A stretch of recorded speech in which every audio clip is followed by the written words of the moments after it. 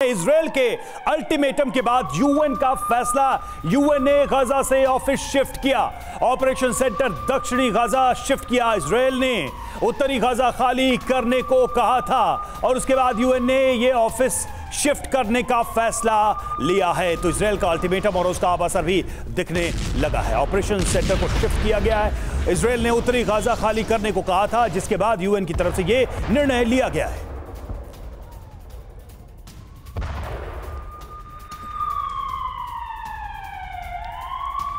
और देखिए, एक और बड़ी खबर है। आज से शुरू होगा इजराइल का ग्राउंड ऑपरेशन। आज रात से शुरू किया जा सकता है ग्राउंड ऑपरेशन इजराइल का। तो ये एक बड़ी खबर आ रही है।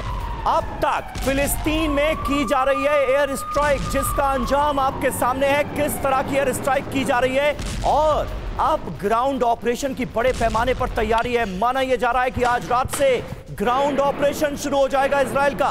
अब जमीन पर होगी गाजा की लड़ाई, बैटल ऑफ गाजा अब जमीन पर लड़ी जाएगी। वहीं गाजा के लोगों को इजराइल की हिदायत गाजा के दक्षिणी हिस्से में जाने को कहा है। हमास के आतंकी आपके बीच छुप रहे हैं, ये इजराइल ने कहा है। हम हमास के खिलाफ कार्रवाई कर रहे हैं। इजराइल ने लोगों को सीधे तौर पर यह अपील की है कि वो दक्षिण हिस्से में जाएं। ये आपकी सुरक्षा के लिए जरूरी है। इजराइल की तरफ से लोगों को कहा गया है, जो लोग गाजा में हैं वो कह रहे हैं कि हमास छिपा हुआ है, हमास के आतंकी छिपे हैं, उसके खिलाफ हम कार्रवाई कर रहे हैं। बिल्कुल रवि, लेकिन हम सब ये जानते हैं कि इसका अंजाम क्या हो सकता है। मिट्टी में मिल जाएगा गाजा। पहले एयर स्ट्राइक में तमाम इमारतों को जमींदोज किया गया और अब इजरायली फोर्सेस ग्राउंड ऑपरेशन के लिए आगे बढ़ेंगी। आदेश इजराइल का, डेडलाइन देखिए क्या रखी गई है। 24 घंटे की डेडलाइन रखी गई है। 11 लाख लोग शिफ्ट होंगे। इलाका कौन सा? उत्तरी गाजा, जो इजराइल के निशाने पर है। यहीं पर ऑपरेशन बड़े पैमाने पर किए जाने की तैयारी है। यूएन से ऑर्डर वापसी की अपील यही वजह है की गई है। और जो ताजा खबर जो थोड़ी देर पहले रवि ने आपको ब्रेकिंग न्यूज दी, उसके मुताबिक नॉर्थ गाजा से साउथ गाजा में शिफ्ट कर दिया गया है यूएन का दफ्तर भी।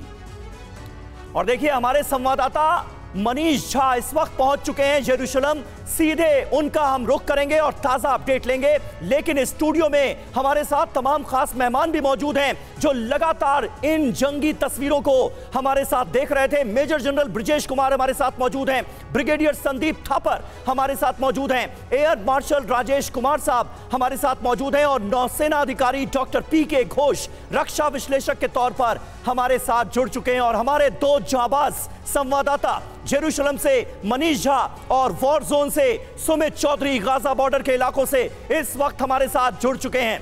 मनीष, क्या तैयारियां नजर आ रही हैं? सबसे पहले तो जेरूशलेम का हाल बताइए, क्योंकि वहां से भी कई तरह की झड़प की, गोलीबारी की खबरें सामने आ रही थी। और अभी अभी की ताजा खबर यह है कि यूएन ने अपना ऑफिस शिफ्ट कर दिया है नॉर्थ गाजा से साउथ गाजा, यानी इजराइल की अपील को मान लिया गया है।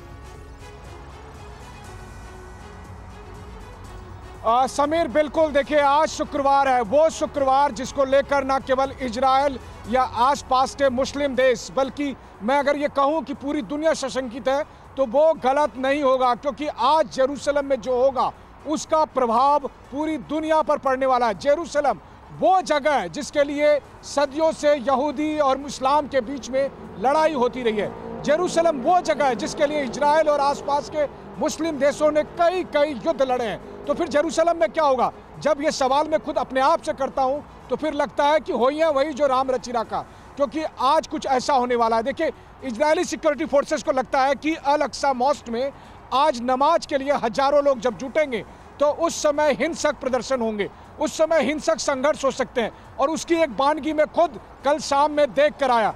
कई घंटे मैंने अल अक्सा मॉस्क के उस परिसर में बिताया, उस जगह पर बिताया, माउंट टेम्पल के इलाके में बिताया। और वहीं पर जिस जगह मैं खड़ा था उसी जगह पर फायरिंग हुई। उसी पुलिस स्टेशन को निशाना बनाया गया जिसकी जिम्मेदारी है अल अक्सा मॉस्क की सिक्योरिटी की। तो अब क्या होगा?